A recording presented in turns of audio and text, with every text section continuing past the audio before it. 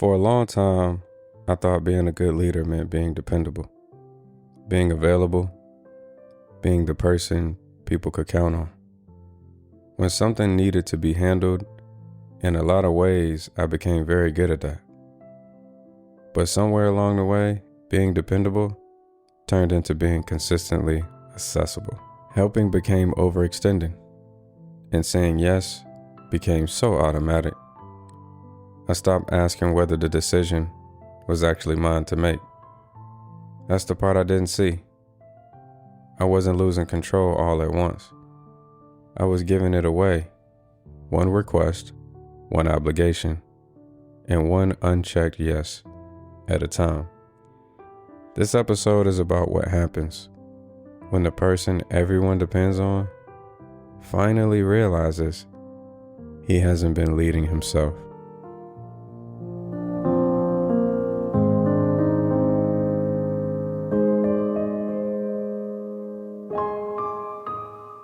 Welcome to the Scarred Sons podcast, where we dive into scars of life and the outcomes they shape. This podcast is a space for honest conversations about my journey, the lessons learned, the struggles endured, and the growth that followed, geared towards helping other sons with scars.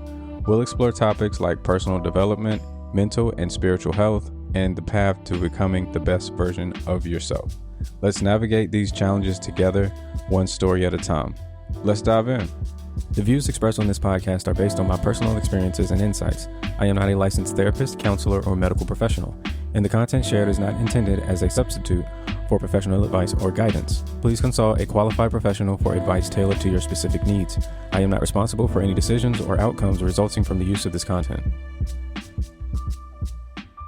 What's up to all my Scarred Sons out there? I'm your host, Ty. Before we dive in, I want you to know this is a safe space.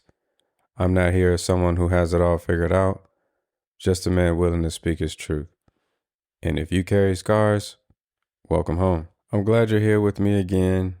Today we're talking about leadership, but not the kind that begins with managing a team, holding a title, or standing in front of a room.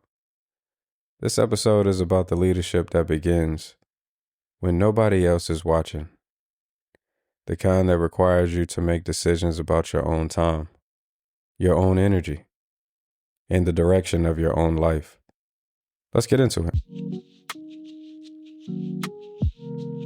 When you hear the word leader, what comes to mind? Maybe you picture someone standing in front of a room, someone making decisions, giving direction, taking responsibility. Maybe you think about a coach, a manager, a business owner, a pastor, or someone people naturally follow. For most of my career, leadership has meant being responsible for other people, helping the team succeed, making difficult decisions, setting expectations, creating direction, and making sure the people around me have what they need to do their jobs well.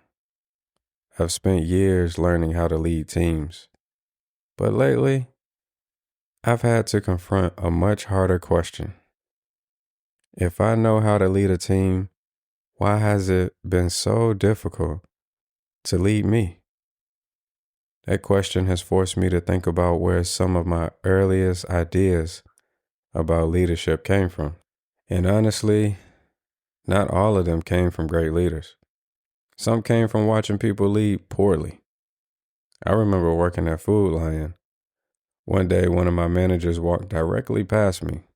He was close enough to even speak to me, close enough to look at me, close enough to simply say what he needed to be done. Instead, he walked over to another manager, the assistant manager, and asked that manager to tell me to go outside and bring in the shopping carts. I remember thinking, you just walked right past me. You could have asked me yourself. It wasn't the task that bothered me. Getting the carts was part of my job. What stayed with me was how he handled it. In that moment, I learned something about leadership. People are always observing how you carry authority. They notice whether you communicate directly. They notice whether you respect them. They notice whether you treat them like people or merely as tools used to complete a task. And sometimes you learn just as much from a poor leader as you do from a great one. A good leader can show you what to become. A poor leader can show you what you never want to be. That experience taught me to pay attention, to observe how people respond to pressure, how they communicate, how they make decisions, how they treat people when there's nothing to gain from being kind. But observation isn't only about watching other leaders. Eventually, you have to turn that attention inward, because it's easy to recognize poor leadership when somebody else is doing it. It's much harder when the person you need to observe is yourself. Last week, I pulled into a parking lot for my therapy session. I do all of my sessions virtually. So there I was, sitting in my truck, about to unpack something that had been weighing on me for a little while. Now, difficult conversations aren't unusual for me and my therapist. In fact, that's one of the reasons I keep showing up. I want to be challenged. That's how I grow. This conversation just felt different. I had already thought it through, played every scenario over in my mind, looked at it from every angle I could think of. By the time I logged into that session, I honestly believed I'd figured it out. If I'm being transparent, I thought I'd already done the work on this one. He asked me to walk him through it, so I did. And somewhere in the middle of telling my story, he stopped me. The more we unpacked it, the more he began connecting the dots that I hadn't connected myself. After listening for a while, he looked at me and said, "It seems you've allowed dependency to become so normal, that you've unintentionally created space for people to dump while you clean it up." I just sat there because he wasn't accusing me. He was describing me. I got really quiet in that truck, not because I disagreed, but because I knew he was right. What happened next caught me completely off guard. He helped me see something I'd never really considered. I spent years allowing other people to place tasks on my schedule and then leaving it up to me to figure out how to get it all done, with little to no effort required from them. I had become so available that people naturally expected my availability, not because they were trying to take advantage of me, but because I trained them to expect it. Before we wrapped up, he left me with something I haven't forgotten. Nothing is broken. You don't need a new operating system. You just need an update. I remember just staring at the screen, because updates don't replace who you are. They improve what already exists. It wasn't that he was asking me to become someone different. He was inviting me to lead the person God created me to be in this season. And if I'm honest, this therapy session wasn't the hard part. Leaving it afterward has been, because that's where boundaries come in. That's where saying no comes in. And that's probably been the hardest lesson for me. Saying no hasn't been painful because I don't care. It's been painful because I do. I care about the people. I care about the relationships. I care about the commitments. I care about disappointing someone who's come to expect me to say yes. There are things I've done for years, things I've genuinely loved doing, things that once brought me a lot of joy. But seasons change, responsibilities change, goals change. And I've had to learn that just because something belonged in a previous season doesn't automatically mean it belongs in this one. Every time I automatically say yes to someone else's priorities, I'm quietly saying no to something God has entrusted to me. Looking back, I realized my therapist wasn't just trying to talk about boundaries. He was talking about leadership. It wasn't that he told me something I didn't know. He helped me see something I'd never connected. I wasn't exhausted because I had too much to do. I was exhausted because I'd surrendered ownership of my time, my energy, and too many of the decisions that belonged to me. I wasn't just giving people my help. I was giving them access to my calendar, my priorities, and somewhere along the way, I had climbed out of the driver's seat without even realizing it. That realization helped me discover 2 verses in Galatians that I believe have to be read together. Galatians chapter 6 verse 2 says, "Bear ye one another's burdens, and so fulfill the law of Christ." But only a few verses later, Galatians chapter 6 verse 5 says, "For every man shall bear his own burden." We are called to support one another, but helping someone carry a burden is not the same as taking ownership of everything that belongs to him. That's something I've had to confront. Sometimes I thought I was helping when I was repeatedly carrying something another person was capable of carrying themselves. Boundaries don't cancel compassion. They help compassion remain healthy. And sometimes love means offering support without taking over. Before we move forward, I want to pause here for this week's mirror moment. The mirror moment is a space where we slow down and take an honest look at the man in the mirror. No distractions, no pressure, just reflection. It would be easy to hear my story and not think about the people who ask too much, expect too much, or rely on you too heavily. But the mirror asks a harder question. What have you continued to allow? Who has access to your time, your energy, and your calendar? Are you saying yes because the responsibility truly belongs to you? Or because saying no makes you feel guilty? And where have you started treating requests like instructions? So here's this week's question. Where in your life are you still holding the wheel, but allowing the passengers to determine the direction? Before you blame the passengers, be honest about what you kept agreeing to. Thank you for listening to this week's Mirror Moment. Let's get back to the episode. The harsh reality is, I didn't completely climb out of the driver's seat. In some areas of my life, I stayed behind the wheel, but allowed the passengers to influence every turn.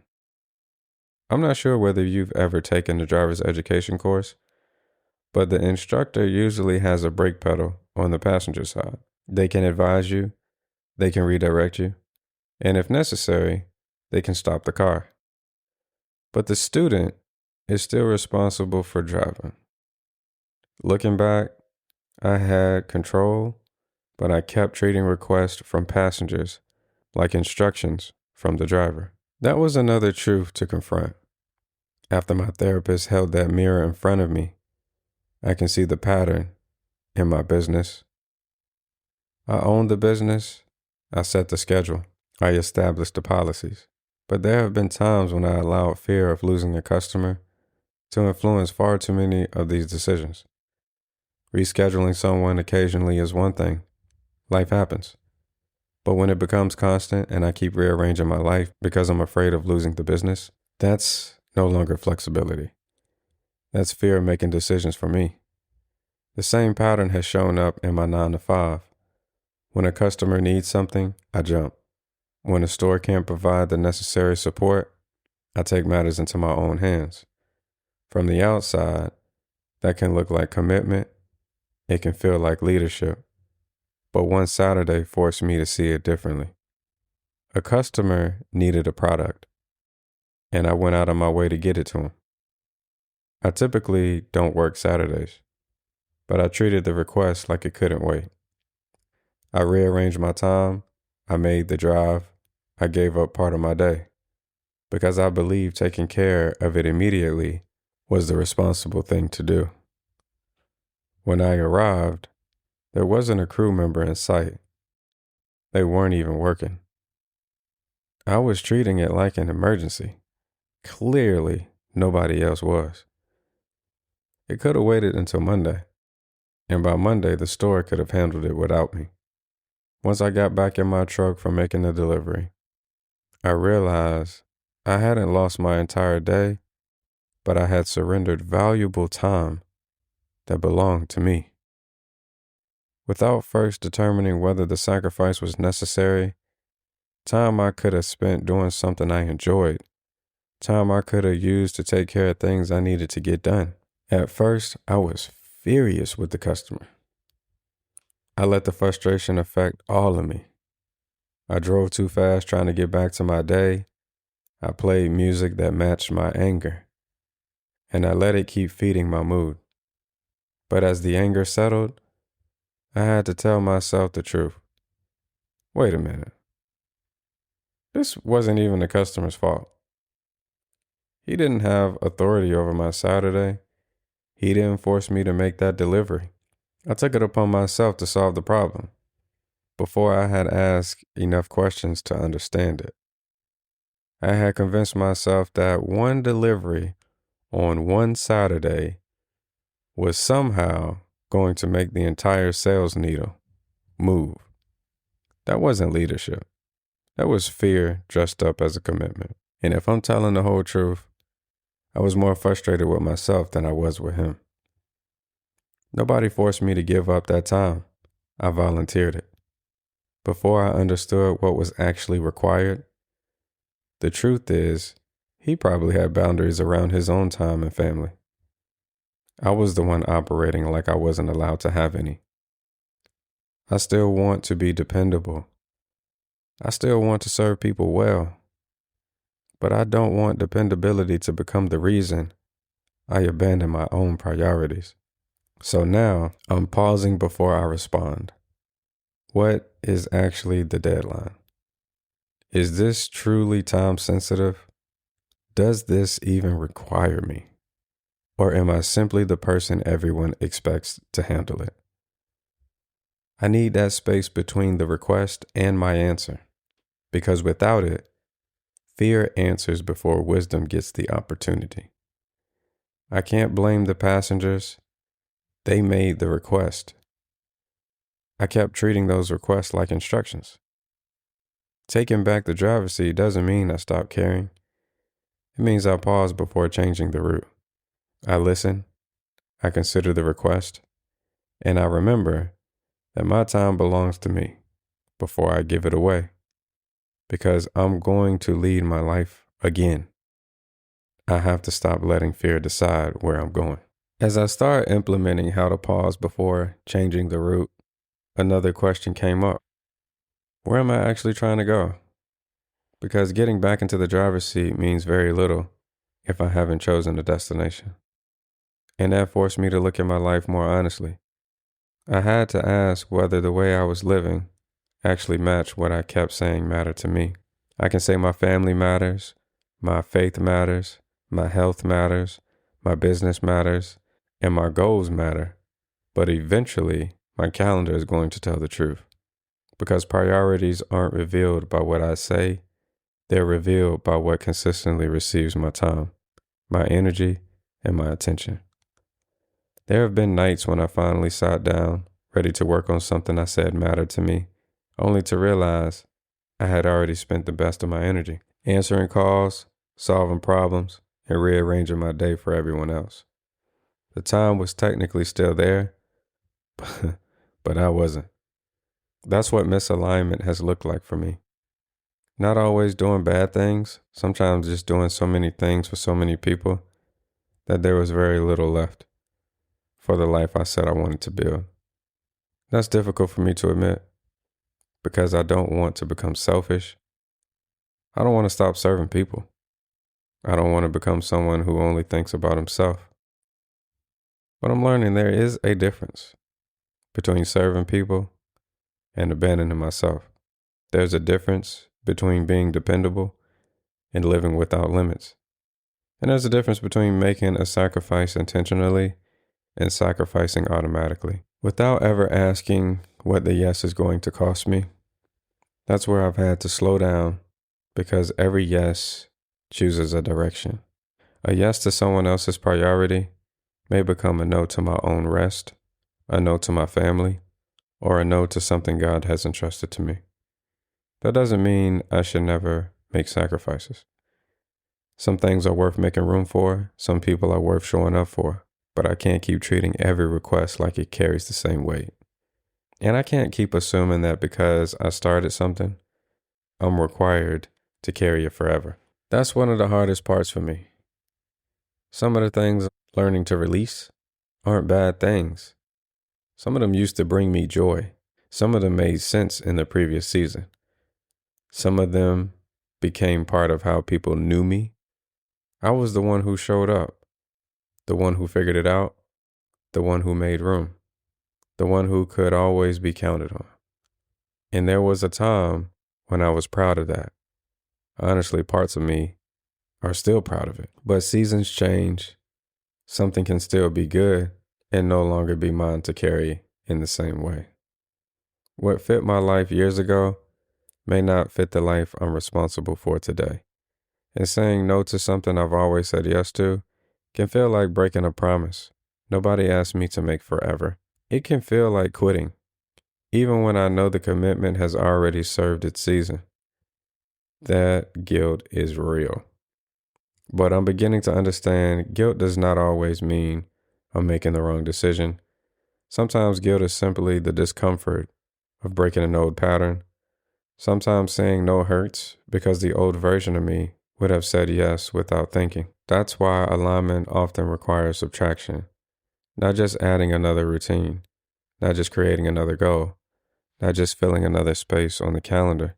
Sometimes it means removing something that no longer belongs, creating a boundary where there wasn't one before, changing an expectation I helped create, allowing people to adjust to a version of me that is no longer endlessly available. That part won't always feel good, but feeling uncomfortable doesn't automatically mean I'm headed in the wrong direction. I'm still learning that what belongs in this season and what I've been carrying, simply because I've carried it for a long time. But I know I can't keep saying something matters while giving it whatever is left of me. My calendar will tell the truth. My choices will tell the truth. And eventually the direction of my life will tell the truth. So if I'm going to remain in the driver's seat, my choices have to move me toward the life I say I'm called to lead. As I bring this episode to a close, I want to be clear about something. Taking back the driver's seat doesn't mean nobody else gets a voice. It doesn't mean I stop listening. Doesn't mean I stop serving. Definitely doesn't mean I suddenly have every decision figured out. The people who love me should still be able to speak into my life. Wisdom still matters. Counsel still matters. Community still matters. But there's a difference between allowing someone to speak into your life and allowing them to lead it for you. That's the difference I'm learning. I can listen to the passengers without giving them the wheel. I can consider a request without treating it like an instruction. I can care about someone without making every need my responsibility. And I can say no without convincing myself that no means I've stopped being a good person. The truth is, I'm still learning how to lead myself. I'm still learning how to recognize fear before it makes the decision for me. I'm still learning which commitments belong in this season and which ones I've continued, simply because they've always been there. But maybe leadership doesn't begin with having every answer. Maybe it begins with becoming honest about who has been making the decisions. So this week, I'm not asking you to change your entire life overnight. I'm asking you to notice. Look at your calendar. Look at where your energy goes. Look at the places where your yes has become automatic. And the next time someone places a request in front of you, pause. Ask what the actual deadline is. Ask whether it truly requires you. Ask what your yes will cost before you give it. Because your time matters. Your energy matters. The life God entrusted to you matters. And you can't lead that life from the passenger seat. Maybe nobody stole the keys. Maybe you handed them away. One decision at a time. But the good news is you can take them back the same way. One boundary, one intentional yes, one necessary no. One decision at a time. Thank you for spending this time with me. And if this episode spoke to you, share it with another scarred son who may need it. Leave a rating, leave a review, or send me a message. I'd love to hear what decision you're making this week and where you're choosing to take back the driver's seat in your own life. Until next time, keep healing, keep growing, and keep believing that your scars are part of your story, not the end of it. Peace and love.